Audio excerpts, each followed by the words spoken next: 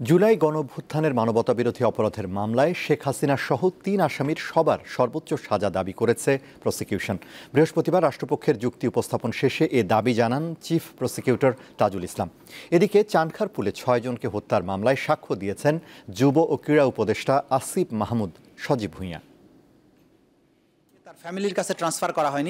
জুলাই গণঅভ্যুত্থানে সংঘটিত মানবতা বিরোধী অপরাধের মামলায় শেখ হাসিনা সহ ৩ আসামির বিরুদ্ধে রাষ্ট্রপক্ষের যুক্তি উপস্থাপন শেষ হয়েছে। এ সময় শেখ হাসিনার বিরুদ্ধে ৫টি অভিযোগের ৩টি অভিযোগের পক্ষে যুক্তি উপস্থাপন করেন চিফ প্রসিকিউটর। আসামিদের চরম দণ্ড দেয়ার আর্জি জানান তিনি। একের পর এক নির্দেশনা দিয়ে যাচ্ছেন। যুক্তিতর্কে চিফ প্রসিকিউটর বলেন, যদি একটা হত্যার জন্য একবার মৃত্যুদণ্ড দেয়া হয় তাহলে ১৪০০ মানুষকে মারার জন্য শেখ হাসিনার ১৪০০ বার মৃত্যুদণ্ড দেয়া উচিত।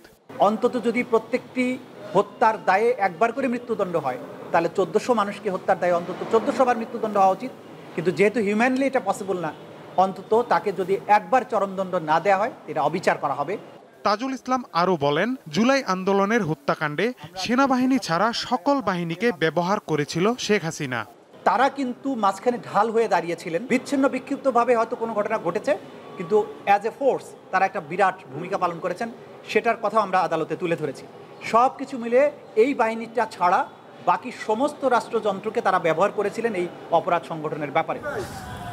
এদিকে জুলাই আগস্ট আন্দোলনে রাজধানীর চানখারপুলে ৬ জনকে হত্যার ঘটনায় মানবতা বিরোধী অপরাধের মামলায় ডিএমপির সাবেক কমিশনার হাবিবুর রহমান সহ ৮ জনের বিরুদ্ধে সাক্ষ্য দিয়েছেন যুব ও ক্রীড়া উপদেষ্টা আসিফ মাহমুদ সজীব ভূঁইয়া।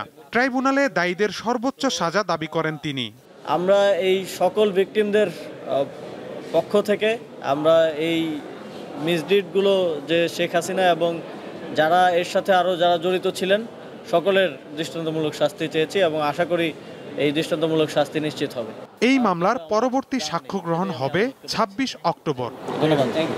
মাহিদুর রহমান, দীপ্ত সংবাদ, ঢাকা।